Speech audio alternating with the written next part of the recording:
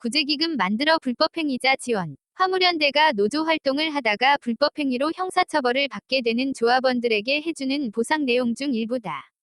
이 같은 지원책은 화물연대뿐 아니라 민노총 산하 다른 노조에도 상당수 퍼져 있는 것으로 조사됐다. 이런 구제 방안 탓에 노조원들이 불법행위를 저지르는데 둔감해진다는 분석도 있다.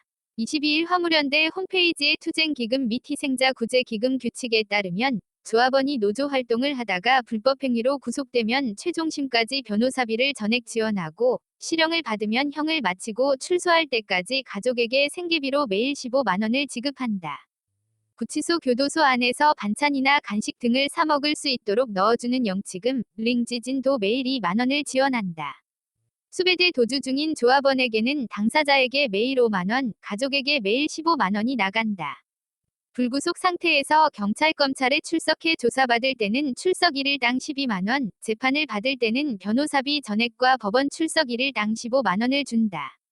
벌금형을 선고받거나 과태료 처분을 받으면 전액을 화물연대 본부에서 대신 내주고 사회봉사 명령을 받으면 사회봉사 8시간당 15만 원을 보상해준다. 화물 운송면허 정지 처분을 받으면 매일 15만 원씩 월 최대 300만 원을 주고 면허가 취소됐을 때도 비슷한 수준으로 지원해주거나 노조 상근자로 채용한다. 화물연대는 본부 목적 달성을 위한 쟁의 활동을 효과적으로 수행하고 조직 내 투쟁 및 지원 연대 투쟁 과정에서 발생한 희생자를 효과적으로 지원한다는 목적으로 기금을 조성해놓고 있다고 설명한다. 지원 대상 희생자란 노조 본부가 지시하거나 승인한 투쟁 때문에 사법처리나 행정처분을 받게 된 조합원을 뜻한다. 민노총 산하 노조들 중 이렇게 불법행위를 지원하는 규약을 갖고 있는 노조가 얼마나 되는지 정확히 알기는 어렵다. 대부분 규약과 회계를 외부에 공개하지 않고 있기 때문이다.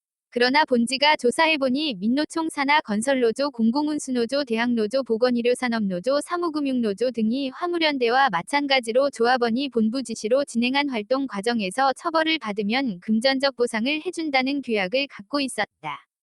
건설노조는 불법행위로 구속된 조합원 보석금과 보석보증보험료, 민사상 손해배상액까지 지원한다. 공공운수노조 등은 조합원이 이런 지원을 받는 동안에는 노조가 시키는 활동을 해야 한다는 묶어두기 규정도 두고 있다. 단체 행동이 법으로 금지된 공무원 노조는 일부 지부 규약에 지부원이 징계받으면 수백만 원을 보상해주고 수감되면 지원금을 지원한다는 항목이 있다.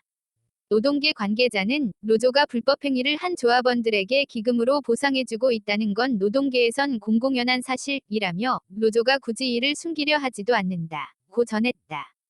이런 희생자 구제기금이나 투쟁기금, 연대기금 등은 조합원이 낸 조합비가 기반이다. 그 자체가 불법은 아니다. 파업기금처럼 파업기간에 받지 못하는 임금을 보전하기 위해 미리 돈을 쌓아두는 성격의 기금도 있다. 민노총이 합법화된 1997년 이전엔 민노총 산하 노조 간부로 활동하는 것 자체가 형사처벌 대상이 되곤 했기 때문에 이 같은 구제기금이 필요한 측면도 있었다. 지난 2005년 한국노동연구원이 전국노조 규약 2,400개를 수집해 분석한 결과 42.3%는 희생자 구제 규정을 갖고 있었고 그중 70.6%는 노조 활동으로 해고당한 조합원 등에게 금전 지원을 한다는 내용이었다. 다만 최근에는 정치 파업 인하비, 폐위 합법 투쟁 행위를 일삼다 붙잡히는 일부 강성 노조원까지 이 제도에 무임승차하면서 취지 자체가 변질되고 있다는 지적이 나온다. 파업에 참여하지 않은 비노조원을 폭행하거나 화물차에 쇠구슬을 쏘고 건설 현장에서 자기 편 조합원 채용을 강요하면서 공사를 방해해 처벌을 받아도 구제기금 지원 대상이 될 수 있다. 한 노사관계 전문가는 불법행위자에게 보상해주는 이런 기금은 노사 분규 현장에서 불법행위를 막는 법적 제한의 허들을 낮아 보이게 하는 효과가 있다고 했다. 젊은 노조원들을 중심으로 기금을 이렇게 사용하는 행태에 대해 불만을 표시하는 분위기도 있다. 노조 회계 투명성이 떨어지는 것이 원인 중 하나라는 지적도 나온다.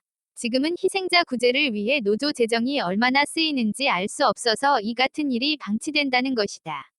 노동계 관계자는 노조 회계가 공개돼 노조 예산 상당 부분이 불법행위를 한 일부 조합원에게 쓰이고 있다는 점이 드러난다면 다수 조합원이 반발할 것이라고 말했다.